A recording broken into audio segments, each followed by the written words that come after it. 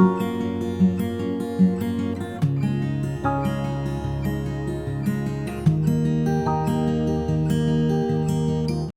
To என்னுடைய சமையல்.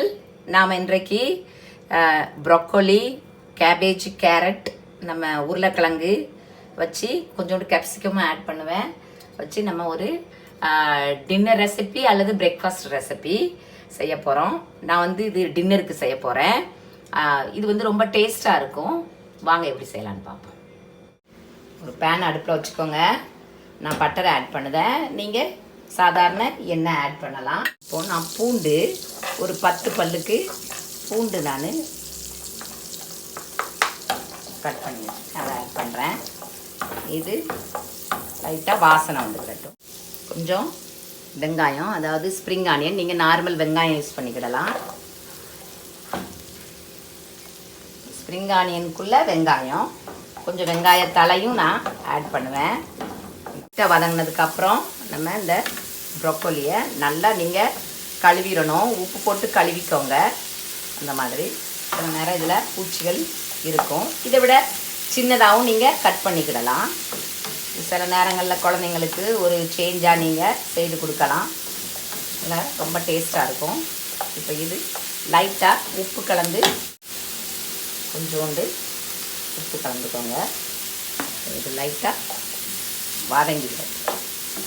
லைட்டாக வதங்கினதுக்கப்புறம் உருளைக்கிழங்கு, இந்த கேரட்டு, கேபேஜ் எல்லாமே நம்ம கலந்துருவோம். ஒரு ½ வேக்காடு எல்லாம் வேகணும். இதில் இன்னும் கொஞ்சம் உப்பு கலந்து மூடி வச்சு தண்ணி கலக்க வேண்டாம்.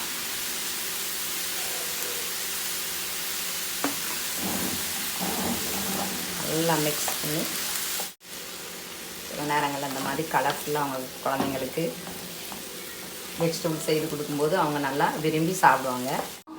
ஒரு 2 நிமிஷத்துக்கு மூடி வச்சு நம்ம ஸ்லோ ஃபயரில் வேக வைப்போம்.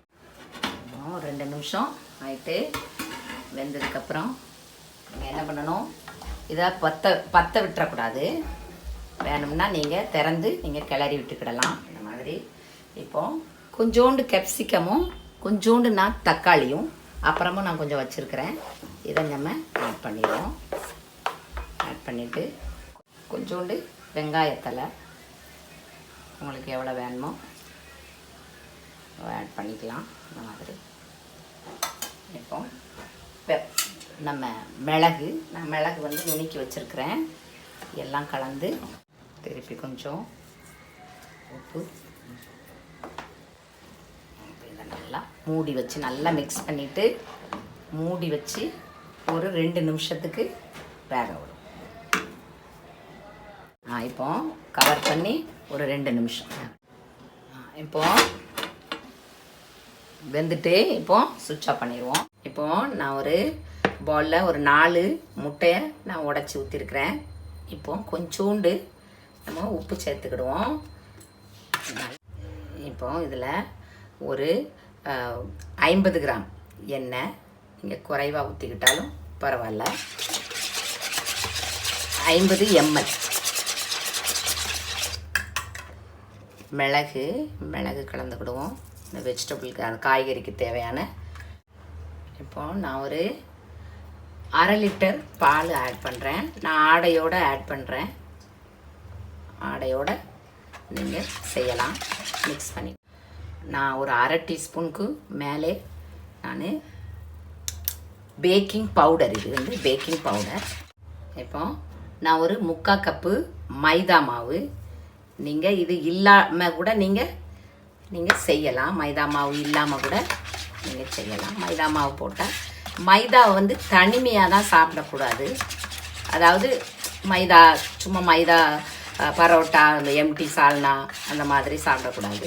அடிக்கடி இந்த மாதிரி வெஜிடபிளோட, இந்த மாதிரி வெஜிடபிள் சிக்கன்களோட, இந்த மாதிரி நீங்கள் முட்டையோட நீங்கள் சாப்பிடும்போது அது ஒன்றுமில்லை, அது நல்லது தான். உப்பு நீங்கள் பார்த்து கலந்துக்கோங்க. நான் இந்த மைதாவையும் நான் கலக்கிறேன்.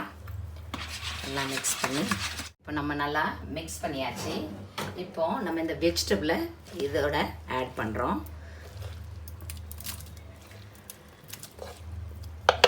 எல்லாம். இப்போ நான் கொஞ்சோண்டு நம்ம சில்லி ஃப்ளேக்ஸ் போட்டுக்கிறோம். கொஞ்சம் காரம் கிடையாது. சீஸு உங்களுக்கு என்ன சீஸ், அதாவது மொசரேலா வேணுன்னா கூட ஆட் பண்ணிக்கிடலாம். இதை விடையும் நல்லாயிருக்கும். நான் சாதாரண க்யூப் தான் நான் யூஸ் பண்ணியிருக்கேன். இப்போது நான் ஒரு ஜாதிக்காய் நம்ம யூஸ் பண்ணுவோம், ஜாதிக்காய் நட்மேக்குன்னு சொல்லுவாங்க, அது கொஞ்சோண்டு நான் ஒரு பிஞ்சு யூஸ் பண்ண போகிறேன். நல்ல ஃப்ளேவர் கொடுக்கும். ஒரு பிஞ்ச் அளவு, ரொம்ப போடாதீங்க. இருக்கிற பெப்பர், மிளகு தூள், இப்போ உப்பு எல்லாம் பார்த்து நல்லா மிக்ஸ் பண்ணி எடுத்துக்கணும். இந்த நேரம் நீங்கள் டேஸ்ட் பார்த்துக்கிடணும், உப்பு மிளகு எல்லாம் சரியாக இருக்கான்னு. இப்போ பேனில் நீங்கள் எண்ணெயாவது பட்டராது நீங்கள் கொஞ்சம் அப்ளை பண்ணிக்கலாம். ஃபுல்லாக அப்ளை பண்ணிவிட்டு நீங்கள் என்ன பண்ணுங்கள், எவ்வளவு உங்கள் பேன் கொள்ளுமோ அவ்வளோ தூரம் நீங்கள், நான் இன்னொரு பேன்லையும் செய்வேன். ஓவன் இருக்கிறவங்க நீங்கள் ஓவனில் செய்யலாம். பாய் மாதிரி ரொம்ப டேஸ்ட்டாக இருக்கும். இப்படி நல்லா சமமாக நான் நினைக்கிறேன் எல்லாமே இந்த மாதிரி நல்லா ஊற்றிக்கிட்டு நீங்கள் என்ன பண்ணுங்கள், நான் ஜஸ்ட் அது நல்லா கலர்ஃபுல்லாக தெரியணும் அப்படின்னு நான் கொஞ்சோண்டு நம்ம கேப்சிகமும் நம்ம தக்காளியும் நான் போடுறேன். நீங்கள் என்ன பண்ணலாம், சீஸும் கூட நீங்கள் மேலே போட்டுக்கிடலாம். நான் கொஞ்சோண்டு சில்லி ஃப்ளேக்ஸ், நான் பெப்பர் போடலை, உள்ளே போட்டிருக்கிறேன். அதனால் கொஞ்சம் இப்போ நீங்கள் நல்லா ஸ்லோ ஃபயரில் வச்சுட்டு நீங்கள் இப்படி மூடி போட்டு இப்படி நீங்கள் வேக வைக்கணும். ஒரு 20 நிமிஷத்துக்கு. இப்போ ஒரு 20 நிமிஷம் ஆயிட்டு இந்த மாதிரி இருக்கும். இப்போ இது மேலேயும் வெந்திருக்கும். உங்களுக்கு அப்படி இப்படி செய்ய விருப்பம் இல்லைன்னா சின்ன சின்ன உங்களுக்கு ஆம்லேட் மாதிரி கூட நீங்கள் போட்டு எடுக்கலாம். 2 பக்கமும் நீங்கள் வேக வச்சு. இப்போ இது வெந்துட்டான்னு எப்படி பார்க்குறதுன்னு பார்ப்போம். இந்த மாதிரி ஒரு கத்தியை இப்படி விடும்போது இந்த மாதிரி க்ளீனாக வந்ததுன்னா இது வெந்துட்டுன்னு அர்த்தம். ஏன்னா நம்ம பேக்கிங் பவுடர் போட்டிருக்கிறதுனால முழுமையாக வெந்திருக்கும்.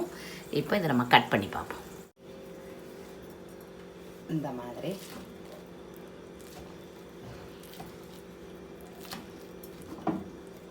இது கூட நீங்கள் சூப் எடுத்துக்கிடலாம், ப்ரெட்டு கூட எடுத்துக்கிடலாம்.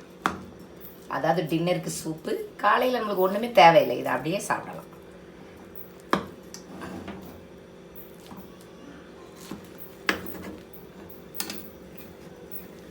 இந்த மாதிரி பீஸா நம்மளுக்கு கிடைக்கும். பாருங்கள், ரொம்ப டேஸ்ட்டாக இருக்கும். இந்த மாதிரி நீங்கள் செய்து சாப்பிடுங்க. நல்லா ஸ்லோவாக வச்சுருங்க, அல்லது அடிப்பிடிக்க ஆரம்பிச்சிரும். இந்த மாதிரி இருக்கும். குழந்தைங்கள் ரொம்ப விரும்பி சாப்பிடுவாங்க. ரொம்ப டேஸ்ட்டாக இருக்கும். இது வரைக்கும் பார்த்ததுக்கு ரொம்ப ரொம்ப நன்றி. ப்ளீஸ் சப்ஸ்கிரைப் பண்ணுங்கள். தேங்க்யூ ஸோ மச் ஃபார் வாட்சிங். தேங்க்யூ.